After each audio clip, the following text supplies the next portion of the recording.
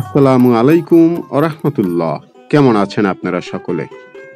আমন্ত্রণ জানাচ্ছি বাংলাদেশের উপকূলীয় অঞ্চলের বাগদা চিংড়ি দেখার জন্য। বাগদা চিংড়ি বাংলাদেশের উপকূলীয় অঞ্চলের জনপ্রিয় ও গুরুত্বপূর্ণ একটি মৎস্য সম্পদ। এটি মূলত হালকা নোনতা বা মিষ্টি নোনতা পানিতে সবথেকে ভালো হয়। এই বাগদা চিংড়ি সোনালী দিন পার করছে ৮০ দশক থেকে এখন পর্যন্ত। মোটামুটি বাজারে এর চাহিদা রয়েছে, বিশ্ববাজারে রপ্তানি হয় বেশ ভালো দামেই।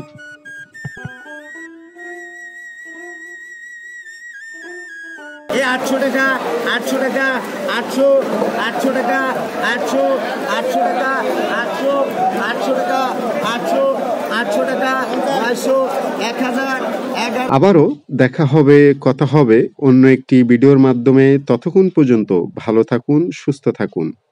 যেখানেই একটু ফাঁকা জায়গা সেখানেই দুটো একটু করে বনযোগ, ফলযোগ, ওষুধি গাছ লাগাবো আমরা সকলেই। আজ তাহলে এ পর্যন্তই। আসসালামু আলাইকুম ওরহমতুল্লাহ।